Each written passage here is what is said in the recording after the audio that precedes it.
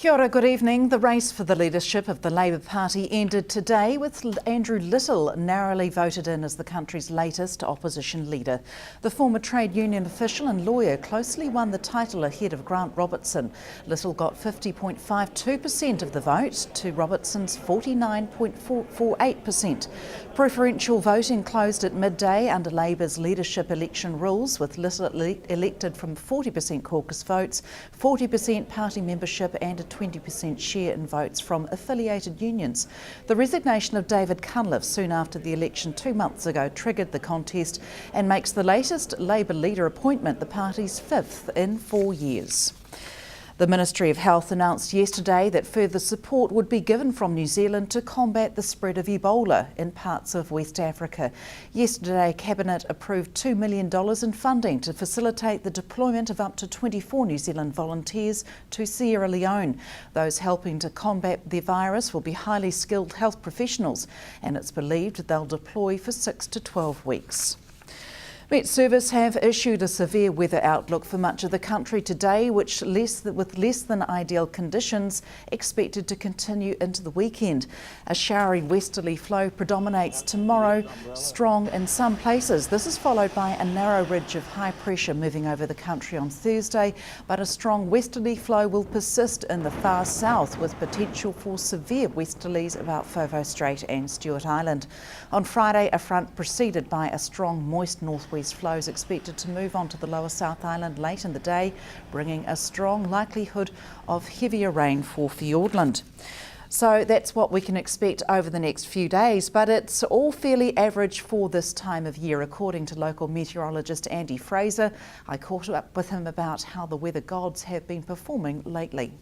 It's certainly been a fair old mixture so far. We came out of September with slightly lower than average rainfall for September, but we've made up for it since then. October we were roughly 30% higher than normal. So far, with 18 days gone in November, we're running quite well above normal, and of course we've had regular rainfalls. I think there's only been 9 completely dry days in the last 48, and none of those have been consecutive, so there's been regular rainfalls and people getting a wee bit sick. Certainly the ground is wet around the province. How about temperatures? Temperatures in September and October were very, very close to normal. So far in the last 18 days, so far this month, we're running a little bit below normal. Ground temperatures are also slightly below normal, but even so, it's more or less kept the growth going roughly as it should at this time of the year. We've had a few heavy downpours and a bit of hail in the south just recently. Perhaps more to come today? Yes, it's going to pack up this afternoon and tonight, and it'll be windy and gusty and heavy showers, and you'll have to turn the volume up to hear the TV. And I have to compare it to the last couple of Octobers. A lot of people have said to me, we don't very often get this in October, but in October 2012 we set a rainfall record. It was very cold. We actually broke that record in 2013. So last October, the one we've just had actually wasn't that bad if you compare it to the previous two. So people's memories need to be jogged along when it comes to our weather down here. We can go through these periods of very rambunctious sort of weather. We're in one now. I do hold hope that we are going to get a summer when summer actually arrives. That is my next question. What is the predictions for summer this year for the south? I don't do any long-range predictions. It's too dangerous down here. And historically, I've watched the weather for a long, long time, and you can get anything at any time of the year. But inevitably, as we go into December and January, I think we'll see this westerly pattern back off a wee bit. It could still be quite changeable. There could still be some bad periods, but I think we're more likely to see periods where we get 3 or 4 or 5 days in a row with little rain. We'll get more sun. Temperatures, of course, will climb. They always do as we go through December and January. So hold out hope, people. So there could be a bit of heat to come. When that does happen, and people do need to be careful, of course, when they're first exposed to the warmth of our beating summer sun. Yeah, that's right. Even now, actually, now that we've passed the middle of October, the UV is already at dangerous levels. It's just that we haven't been able to get out to enjoy it an awful lot. And I haven't seen too many cases of sunburn. But certainly from now on through to the middle of March, for example, people have to be very careful outside after roughly 9 in the morning through to about 4:30 in the afternoon, and don't overexpose themselves and wear the appropriate protection. We've had some fairly dramatic winds of late. Pretty typical at this time of year? Yeah, it's pretty typical, and certainly you say it's dramatic. We've actually been through a period of the last 18 months where we haven't had long fetches of this westerly weather and really strong winds. So these actually aren't out of the ordinary for spring in Southland at all, unfortunately. But it has been persistent. I'll grant people that. There has been many days with significant breezes, but we haven't. We're way short of hitting some of the severe gales and very strong gusts we've had in the past. Is the equinox something that's effective down here? There is we can get some wind at all times of the year. There is a slight preponderance of this westerly type of weather. A slight maximum occurs during late spring and as we go into summer. That the months of October, November and December do tend to be slightly windier than the rest of the months of the year. Up after the break, a new craft and hobby shed for Peacehaven residents gets put through its paces.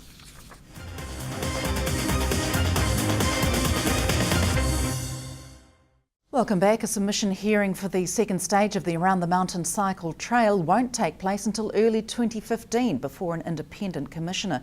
208 submissions were received on the proposal, with 79 in support, 4 neutral and 125 in opposition. Around 30 kilometres of proposed trail near the Upper Ariti River and Centre Hill Road needs resource consents from Environment Southland and the Southland District Council. Consent was initially sought in 2012, but a commissioner declined a portion of the application due to concerns around river works and their impact on the ecology, river and amenities of the area. A new resource consent application includes 2 significant changes: a new lower and longer bridge over a section of the Ariti River and a change to the proposed path the trail would take. The first stage of the cycle trail was officially opened at the start of this month. Government figures released today show connections to ultra-fast broadband have accelerated by nearly 40% in the last quarter. Figures on the government's ultra-fast broadband, or UFB, show a nationwide increase on broadband uptake as fibre is rolled out across towns and regions.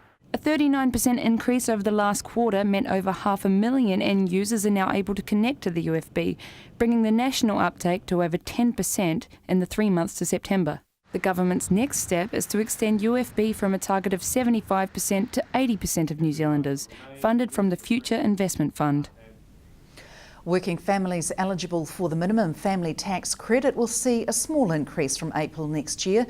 An increase of $260 per year to the family tax credit was approved by order in council yesterday.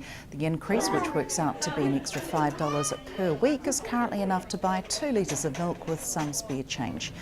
The family tax credit increase will come into effect on the 1st of April 2015. Invercargill's Peacehaven Village residents are delighted to have been gifted a place to focus on the things they love most.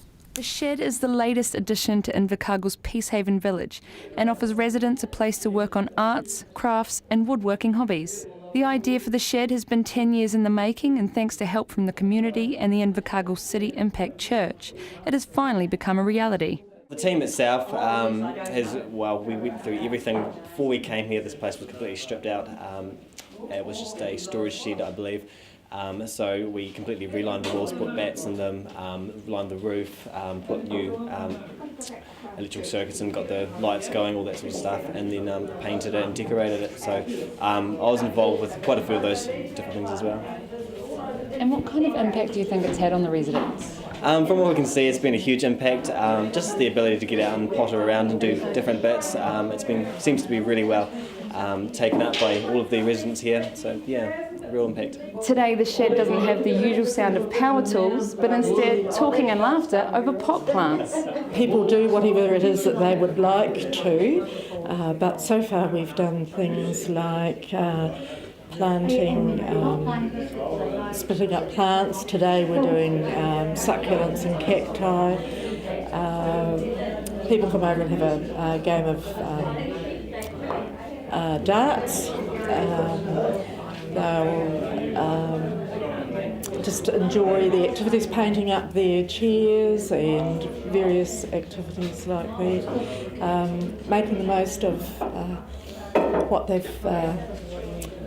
would have done in their shed at home, and they've now got an activity place to be able to do that. This is their little room. This is the, they can make all sorts of things here. They can make woodwork, They've got all the nice benches to work on, and I think that would be very good. The shed has given Peacehaven residents an opportunity to revisit the skills and hobbies they once enjoyed in their own homes. Sharon Rees, South Today News. Next on sport, we catch up with two of the captains who played at the SBS Invitational Golf Tournament in Otatara at the weekend. From the news team, it's good night.